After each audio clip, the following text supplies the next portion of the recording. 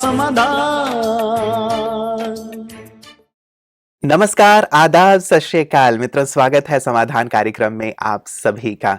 बहुत सुंदर चर्चा हो रही है ज्ञान की, और ज्ञान सचमुच कितना आनंद प्रदान करता है, इस बात का अनुभव मेरे साथ साथ आप सब भी कर रहे होंगे। सत्य ज्ञान जिसकी प्यास सदियों से हमारे मन में रही है, वो सत्य ज्ञान प्राप्त करके सचमुच अंतर मन को तृप्ति की अनुभूति हो रही है कि यही तो वो ज्ञान है जिसकी हमें तलाश थी, जिसकी हमें खोज थी, और सचमुच जिसके माध्यम से हम अंधकार से प्रकाश की ओर या मृत्यु से अमरता की ओर चलने की अनुभूति कर रहे हैं।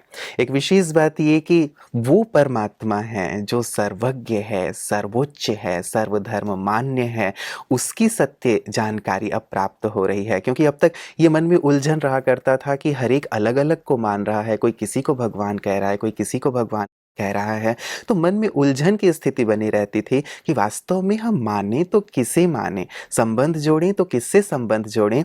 ये स्पष्टता प्राप्त होना सचमुच मुझे लगता है मेरे लिए तो बहुत बड़े भाग्य की बात है, और मेरे साथ साथ आप सब भी इसकी अनुभूति कर रहे होंगे। तो आइए ज्ञान की इस सुंदर चर्चा को भ्राता जी के साथ आगे बढ़ाते हैं और उनका अभिनंदन करते हैं। भ्राता जी, आपका बहुत बहुत स्वागत है, अभिनंदन है। कल भ्राता जी हम चर्चा कर रहे थे परमात्मा के कर्तव्यों की, कि कितने दिव्य और श्रेष्ठ कर्तव्य परमात्मा के हैं, अलौकिक कर्तव्य हैं। जो मनुष्य जो करते हैं वो तो लौकिक कर्तव्य हैं, बहुत छोटे छोटे हैं। इसलिए कई बार हम सोचा करते थे, और कई लोग कहते भी हैं कि भगवान यदि सर्वशक्तिवान है तो वो मक्खी जो मर गई है उसे जिंदा करके दिखाए, या मनुष्य जो मर गया है उसे जिंदा करके दिखाए, तब हम भगवान मानेंगे। लेकिन शायद ये जो कर्तव्य है ये तो अलौकिक कर्तव्य प्रतीत नहीं होता। सबसे सुंदर और अलौकिक और दिव्य कर्तव्य जो परमात्मा का है जी। वो है आकर सत्य ज्ञान देना।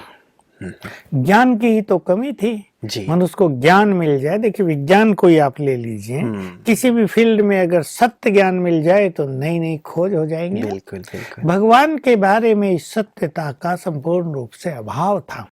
वेद लिखे गए, दर्शन, उपनिषद और पुराण और बहुत सारी ग्रंथ कितने लोगों ने लिखे हैं, लेकिन सब कुछ पढ़ने के बाद भी मनुष्य को लगता है समथिंग इज मिसिंग। बिल्कुल, कुछ गड़बड़ है, कहीं कुछ इनकम्प्लीट नजर आ रहा है। वो जो नेति नेति वाली बात थी। तो वास्तव में ऐसा नहीं कि इन सब ग्रंथों में ज्ञान नहीं है, ज्ञान तो है, पर मैं एक शब्द में कहूँ इनकम्प्लीट है। अभी कुछ और जानना भी बाकी है। इसलिए वो संपूर्ण ज्ञान देने के लिए स्वयं भगवान को आना पड़ता है, जो ज्ञान का सागर है, जो त्रिकालदर्शी है, जो इस सृष्टि के आदि मध्यांत को जानता है। तो वही आकर अपना सारा ज्ञान देते हैं, और ज्ञान भी देते हैं प्रजापिता ब्रह्मा के द्वारा। मनुष्यों की चाहनाएं रहती हैं, जिनको हम बहुत ही छोटी चाहना कह सकते हैं, लेकिन व्यक्ति के लिए तो बहुत बड़ी चाहना होती है। तो क्या परमात्मा ऐसी चाहनाएं भी हमारी पूरी करते हैं, या उनके कर्तव्यों में ये भी शामिल है कि कोई मर गया है तो उसे जीवित करें? सिंपल सी बात समझने की है,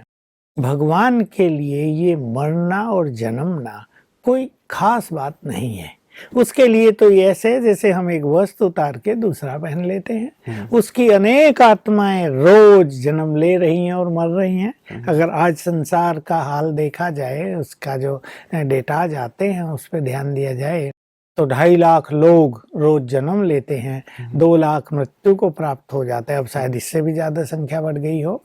तो उसके लिए ये कॉमन चीज है ना। लेकिन परमात्मा के लिए कॉमन हो सकती है, लेकिन हमारे लिए तो ये कि हमारा कोई हमारा जो प्रिय है वो देह का त्याग ना करे, या वो यदि मृत हो गया तो वो जीवित हो जाए। एक मानव की इच्छा तो रहती है। देखिए, अगर परमात्मा ये कार्य भी करने लगे तो कोई ना कोई किसी ना किसी का तो प्रिय होता ही है। सब उससे इसी की आस रखेंगे, और अगर वो ये करने लगे तो मृत्यु का क्रम ही रुक जाएगा, सृष्टि चक्र ही रुक जाएगा। इसलिए मृत्यु का संबंध तो मनुष्य के कर्मों से होता है। जब कर्मों का खेल किसी स्थान पर पूर्ण हो जाता है तो मनुष्य आत्मा को वहां से छोड़कर दूसरी जगह जाना ही होता है। इसलिए परमात्मा इस सृष्टि चक्र के नियमों में कोई इंटरफेरेंस नहीं करते, क्योंकि मैं ये कहूँ कि ये नियम उसने ही बनाए हैं, तो वो इनको स्वयं कैसे तोड़ सकता है। तो वास्तव में मरी हुई मक्खी को जिंदा करना या मरे हुए मनुष्य को जिंदा करना, ये कुछ सिद्ध पुरुष भी करते आए। क्योंकि भ्राता जी, जब ऐसे चमत्कार लोग देखते हैं तो उन्हें ही परमात्मा मान लेते हैं। इसलिए मैंने ये प्रश्न आपके सामने रखा तो था। ऐसे कहीं कहीं, प्राय नहीं, कहीं कहीं रेयरली ऐसे चमत्कार कुछ सिद्ध पुरुषों ने भी करके दिखा दिए हैं। जी जी। माया से मूर्छित, माया में मरे हुए जो मनुष्य हैं उनको नया जीवन दे देना, उनको जीने की कला सिखा देना। इसी को लोगों ने शायद ये कह दिया हो कि उसने मुर्दों को निकाला कब्र से, या उसने मरे हुओं को जिंदा कर दिया। वास्तव में वो आकर नया जीवन देते हैं। तो मैं बात कर रहा था परमात्मा के आने की। वो ज्ञान देते हैं और ये सबसे बड़ा उनका दिव्य कार्य होता है। ज्ञान लेने के बाद मनुष्य का चित्त जब प्रकाशित हो जाता है, उसका अंधकार जब दूर हो जाता है, उसके कर्म श्रेष्ठ हो जाते हैं, वो मनोविकारों से मुक्त हो जाता है, वो पतित से पावन बनने लगता है और फाइनली मुक्ति और जीवन मुक्ति का अधिकारी बन जाता है। इम्पोर्टेंट प्रश्न ये है, वो आते कैसे हैं? क्योंकि भारत में 24 अवतारों का बहुत गायन है जी।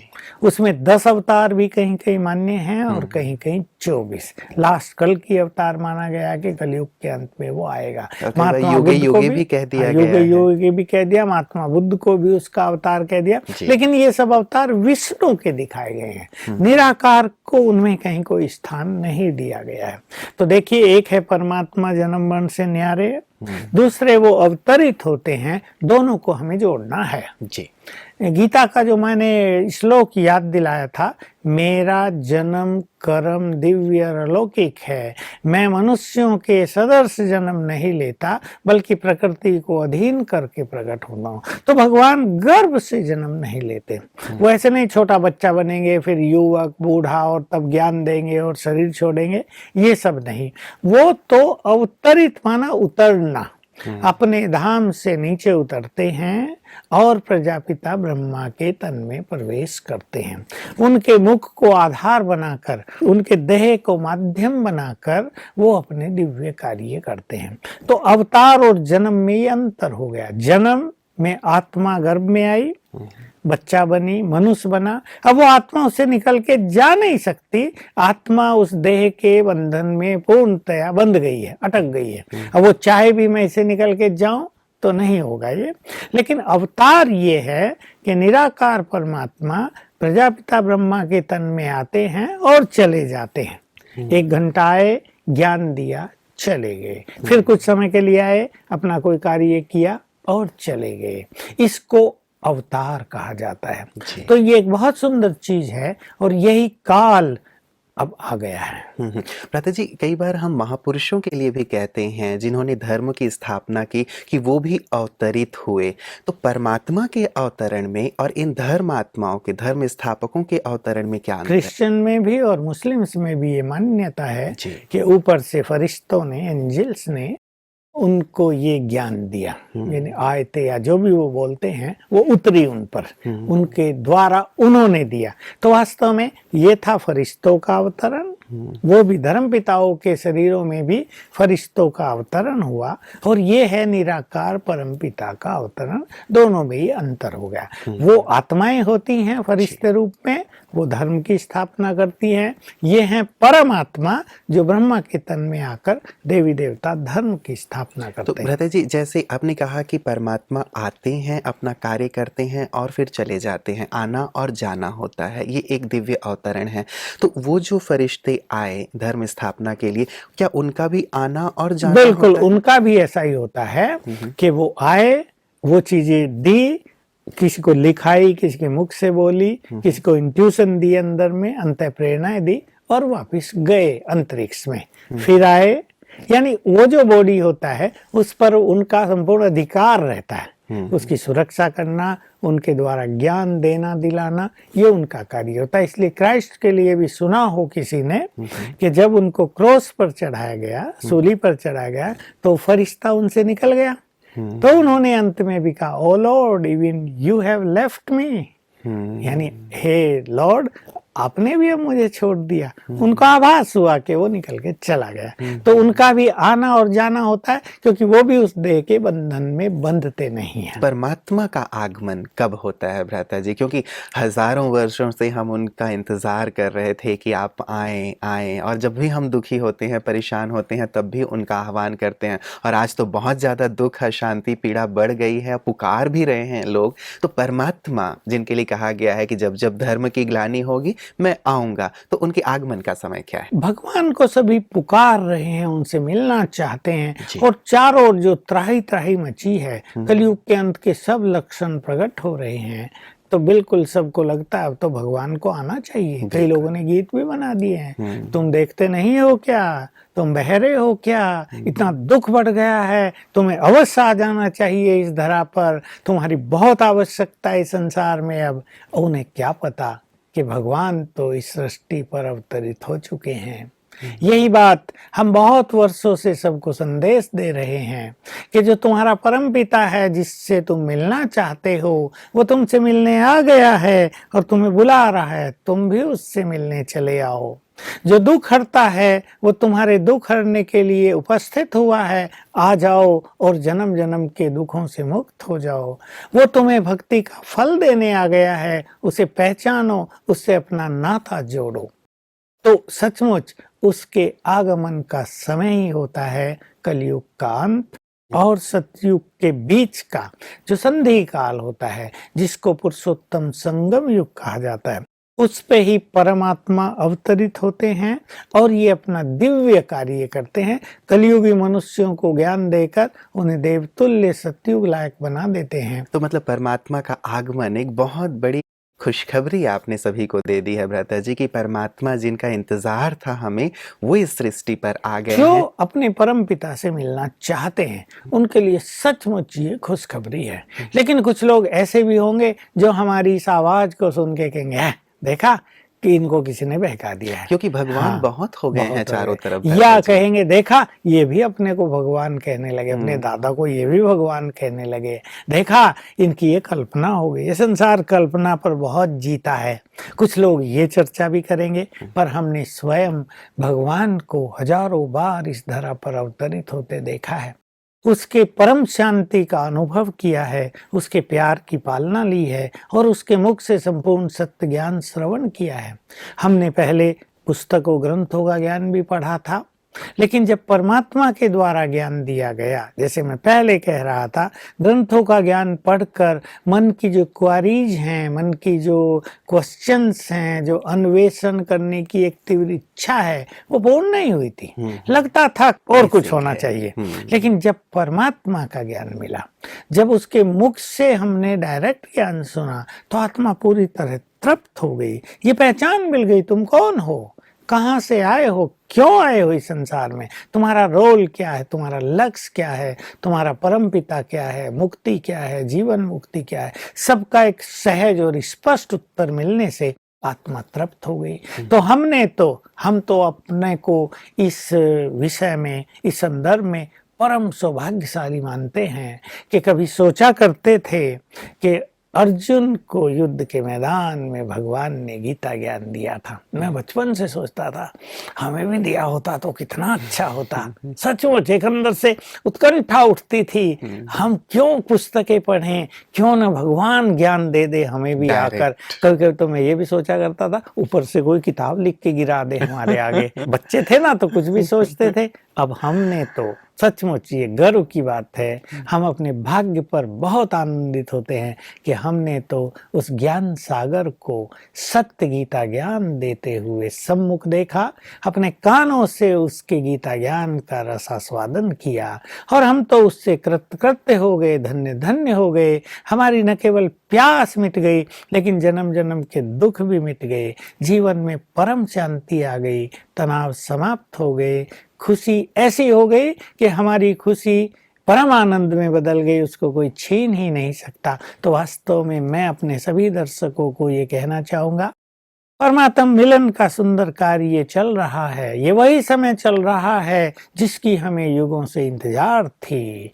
जिस भगवान से हम मिलना चाहते थे, उससे मिलन के क्षण आ पहुँचे हैं। न केवल मिलन के, लेकिन उससे संपूर्ण सत्य ज्ञान लेने का समय भी हमारे सामने उपस्थित हो गया है। तो मैं सभी का आह्वान करता हूँ, जो प्रभु प्रेमी हैं संसार में, जो अपने अल्लाह खुदा से मिलना चाहते हैं, जो उस नूर को देखना चाहते हैं, जो उससे परम सुख पाना चाहते हैं, चाहे वो क्रिश्चियंस हैं, बुद्धिस्ट हैं, हिंदू धर्म के भिन्न भिन्न संप्रदाय हैं, सभी का हम आह्वान करते हैं कि आइए और उससे मिलन कीजिए और अपनी जन्म जन्म की प्यास बुझाइए, आंखों से आकर देख लीजिए। आपके शब्दों से आनंद टपक रहा है। आपके शब्द सुन के लग रहा है कि सचमुच आपने कितना कुछ उनसे प्राप्त किया है और ऐसी उत्कंठा पैदा हो रही है कि आपने जैसे उनसे पाया है हम भी प्राप्त करें। आप आए शब्द कह रहे हैं, आह्वान कर रहे हैं। मैं जानना चाहूँगा कहाँ आएँ और कैसे हाँ, मिलें? बिल्कुल आपने ये अच्छी बात पूछ ली है। देखिए परमात्मा आएँगे तो कहीं तो आएँगे, एक स्थान तो होगा ही, जी। जहाँ उनकी उपस्थिति होगी, जहाँ सभी आत्माएँ उनसे मिलेंगी, तो वो स्थान है माउंट आबू। माउंट आबू इसलिए आबू महान तीर्थ है, जहाँ भगवान आए, जहाँ उन्होंने अपना दिव्य कार्य किया, इसलिए इस आबू को भी बहुत पवित्र स्थल लोग मानते हैं। सोचते हैं यहाँ देवता थे, उन्होंने अपने नाखूनों से जो नक्की खोदी थी, नाखूनों से वो नक्की लेक आज भी यहाँ उपस्थित है। इसको बहुत अच्छी तपस्या भूमि भी माना जाता है। अनेक ऋषियों के आश्रम भी यहाँ उपस्थित हैं अब तक भी। और जब हम आए यहाँ अब से 45 साल पहले, तो हमने देखा यहाँ का वातावरण बहुत सुंदर है। यहाँ चोरी चकारी होती ही नहीं, यहाँ किसी की जेब कटती ही नहीं है, यहाँ ताले ही नहीं लगते हैं। अब से 45-50 साल पहले भी यहाँ का ये सुंदर माहौल था। तो आबू पर स्वयं भगवान का अवतरण हुआ है, इसलिए हजारों ब्रह्मा वत्स हर वर्ष आबू में परमात्मा से मिलने आते हैं। और वहीं के लिए मैं सबका आह्वान कर रहा हूँ कि इस महान तीर्थ पर उनके भी चरण पड़े, यहाँ के पवित्र वाइब्रेशंस का आनंद लेकर वो भी अपने जीवन को धन्य धन्य करें और यहीं से उन्हें प्रभु का सत्य ज्ञान मिलेगा, उसकी पहचान मिलेगी, उससे मिलन का श्रेष्ठ अवसर मिलेगा। जैसे ही आपकी ये बात सभी सुनेंगे, सुन रहे हैं, सचमुच उनके अंदर एक जिज्ञासा और भाव पैदा हो ही रहा है कि हम भी चलें उस स्थान पे जहाँ परम सत्ता का आगमन हुआ है, अवतरण हुआ है, हम भी अपने इन चर्म चक्षुओं से देखें। लेकिन भ्राता जी, क्या कोई ऐसी व्यवस्था है, क्योंकि जैसे ही सबने ये बात सुनी और सब यहाँ पे आ गए, तो कोई ऐसी व्यवस्था तो नहीं है कि जिस व्यवस्था के तहत सभी आएं और उस परम सत्ता के दीदार करें? बहुत अच्छी बात है ये भी, परमात्मा से मिलना जो स्पिरिचुअली हाईएस्ट ऑन हाई है, सर्वोच्च है, ऊंचे से ऊंचा भगवान है, उससे मिलने के लिए, उसका परम सुख पाने के लिए। देखिए जैसे मैंने कहा, वो कोई मनुष्य तो नहीं है जिसको खड़ा करके दिखा दिया जाए कि लो मिल लो भगवान से। जी जी। अनुभूति भी तो उसी से होगी जो स्वयं भगवान होगा। और उस अनुभूति को प्राप्त करने के लिए हमें भी अपना स्पिरिचुअल लेवल थोड़ा ऊंचा उठाना पड़ेगा, हमें भी अपनी प्योरिटी को थोड़ा और अच्छा करना पड़ेगा। इसलिए यहाँ आने के लिए, परमात्मा मिलन के सुख के लिए कुछ शर्तें हैं, कुछ मर्यादाएं हैं, कुछ नियमों का पालन करना होता है और उन नियमों का पालन करने वाले यहाँ आते ही हैं। हमारे पास हर ग्रुप में 25,000 30,000 भाई बहनें आ रहे हैं। शिव बाबा का अवतरण एक बार होता है, सभी उनसे मिल के आनंदित होते हैं। उसमें मर्यादा यही है कि उस व्यक्ति ने संपूर्ण ज्ञान लिया हो, डेली जो हमारी क्लासेज होती हैं उसका पूर्ण लाभ उठाया हो, अपने जीवन में पवित्रता को धारण किया हो, अपने खान पान को संपूर्ण शुद्ध कर लिया हो, बिल्कुल रहन सहन आचार व्यवहार यानी स्पिरिचुअल लेवल टोटल ऊपर किया हो। हमारे स्पिरिचुअल लेवल के आधार से यानी हमारी मनोस्थिति के आधार से ही हमें परमात्मा की भिन्न भिन्न गुड फीलिंग्स होंगी। देखिए हमारे इस प्रोग्राम में कई ऐसे भी लोग आ जाते हैं जिन्होंने अभी ज्ञान लिया ही है, जिन्होंने अभी धारणाएं अपनाई नहीं है, हालांकि उनके आने की यहाँ स्वीकृति नहीं है, फिर भी कुछ लोग आ जाते हैं। जब 25,000 लोग आए हुए तो 10-20 ऐसे भी आ जाते हैं, हमसे मिलते हैं वो, हम उनसे पूछते हैं आपको कैसा लगा, तो सचमुच उनकी आवाज सुन के हमें लगता है कि बिना ज्ञान के भी ये लोग आनंद विभोर हो रहे हैं कि वाह ऐसा तो कभी नहीं देखा, आनंद आ गया यहाँ तो। मैं पूछता हूँ क्या आनंद आया, ये उन्हें पता नहीं, लेकिन एक रस इतना सुंदर मिल गया अंदर में। वास्तव में परमात्मा की अवतरण भूमि तो ऐसी होगी ना भ्राता जी, जहाँ से व्यक्ति आनंद के सिवाय और कुछ ले जा ही नहीं सकता। तो ये बहुत सुंदर समय है, कोई उसके पवित्र प्यार का अनुभव करते हैं, बाबा आते हैं, सबने उनसे अपना संबंध जोड़ा हुआ है। किसी के लिए वो परम पिता है, किसी के लिए वो परम शिक्षक है, किसी के लिए वो परम सद्गुरु है, तो किसी के लिए वो प्रियतम है, किसी के लिए सखा है, गुड फ्रेंड है, खुदा दोस्त है। जी। तो अपने अपने संबंध के आधार से, अपने अपने एकाग्रता के आधार से सभी बहुत अच्छा अनुभव करते हैं। और हम देखते हैं जो भी आ गया जी। उसको गहन शांति की अनुभूति होती है, उसको कुछ ना कुछ ज्ञान मिलता है। परमात्मा जब अवतरित होते, इस समय अवतरित होते हैं दादी के तन में। ब्रह्मा बाबा ने 69 में अपने देह का त्याग किया, गुलजार दादी के तन में, हृदय मोहिनी दादी के तन में अब बाबा अवतरित होते हैं। जब वो अवतरित होते हैं हम सब देखते हैं, सबकी स्पष्ट अनुभूति होती है। पूरे हॉल में जहाँ 25,000 लोग बैठे हैं, गहन शांति के वाइब्रेशंस छा जाते हैं। पूरा माहौल प्रभु प्रेम की तरंगों से तरंगित हो उठता है।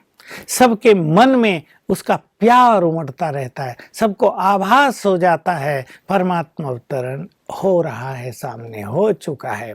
तो उसकी अनुभूति आत्माओं को कन्विंस कर देती हैं। ये बिल्कुल कल्पना नहीं है, ये परम सत्य है। और जिनको भी ये अनुभूति करनी है वो थोड़ा भी ज्ञान लेकर, पवित्रता की धारणा को अपनाकर इस स्वर्णिम अवसर का संपूर्ण रसास्वाद दादा जी, ले जैसे सकते हैं। ही ये बात हमें अब ज्ञात हुई कि परमात्मा आ गए हैं और जो भी हमारे दर्शक सुन रहे हैं, देख रहे हैं, तो जैसे मुझे अनुभूति हो रही है, तो हर एक के मन में ये होगा कि अभी हम चलें, क्योंकि परमात्मा ही तो है जो हमें मुक्त करने वाले हैं, परमात्मा ही तो है हमें जो दुखों से छुड़ाने वाले हैं, हमें बिल्कुल ही निष्पाप बनाने वाले हैं। तो क्या अभी ही भाग के मैं आ जाऊं? जब मुझे ऐसी उत्कंठा हो रही हो तो मैं क्या करूं? देखिए, बिल्कुल सत्य कहा आपने। जी। बाबा जब यहाँ साकार में थे, ब्रह्मा बाबा के तन में जब शिव बाबा आते थे तो शिव बाबा स्वयं कहा करते थे, अगर तुम्हें निश्चय हो गया है कि भगवान आया है तो वहां क्यों बैठे हो, भाग क्यों नहीं आते हो तुम? अगर भाग नहीं आ रहे तो बाबा नहीं मानेगा तुम्हें निश्चय हुआ है। तो वास्तव में परमात्मा मिलन तो ऐसा ही है, हर व्यक्ति भाग के आना चाहेगा, परंतु कुछ संयम सहित, कुछ मर्यादित जीवन अपनाकर जब हम यहाँ आते हैं तो यहाँ का संपूर्ण लाभ हम लेते हैं। बाकी विजिट करने भी रोज कई हजार लोग हमारे यहाँ आते हैं, साल में कितने लाखों लोग यहाँ की यात्रा कर जाते हैं और यहाँ से कुछ ना कुछ अच्छी अनुभूति लेकर जाते हैं। बिल्कुल। तो अपनी तैयारी के लिए भ्राता जी जो स्थानीय सेवा केंद्र हैं वहाँ उन्हें पहले बिल्कुल, जाना उन्हें होगा। स्थानीय सेवा केंद्र पर जाकर ज्ञान लेना चाहिए, उन मर्यादाओं को सीखना चाहिए। और फिर बहनें जो वहाँ की हमारी टीचर हैं वही सबके ग्रुप्स को लेकर यहाँ आती हैं, ताकि पहचान भी चाहिए ना। आजकल समय थोड़ा दूसरे ढंग का है, बिना पहचान के किसी को अलाउ किया भी नहीं जाएगा। इसलिए हमारी टीचर बहनें गाइड बनकर अपने ग्रुप्स को यहाँ लाती हैं। चलिए, बहुत सुंदर आज आपने जानकारी दी है भ्राता जी, और मन बहुत आनंदित हो गया है, भाव विभोर हो गया है ये जान करके कि जिसकी तलाश हमें थी, हम गुफाओं कंदराओं में जिसे ढूंढ रहे थे, वो अब इस सृष्टि पे आ गए हैं और हम उनसे मिल सकते हैं, उन्हें देख सकते हैं और उनसे सब कुछ प्राप्त कर सकते हैं। आपके इन अनुभव युक्त वाक्यों के लिए और मुझे जो अनुभूति हुई है उसके लिए विशेष आपको बहुत बहुत बहुत धन्यवाद। अब तक हमें छोटी छोटी चीज़ें मिलती थी तो हम कितने खुश हुआ करते थे, लेकिन भगवान का मिलना, परमात्मा को पाना, उन्हें देखना, उनसे अपना नाता जोड़ना, जिसकी तलाश सदियों से थी, जिसकी प्यास, जिसके दर्शन की प्यास सदियों से थी, उसे हम अब देख सकते हैं, उससे मिल सकते हैं। सचमुच ये सुन के ही कितना आनंद का अनुभव हो रहा है। आप सब भी ऐसा अनुभव कर रहे होंगे, लेकिन सच्ची उनसे मिलने के लिए जो एक विधि है हम अवश्य उसे अपनाएं। स्थानीय सेवा केंद्र पे जाके अपने आप को तैयार करें ताकि हम भी उस परम सत्ता से मिल सकें और अपने जीवन को धन्य धन्य कर सकें। समाधान में आज के लिए इतना ही। दीजिए इजाजत। नमस्कार।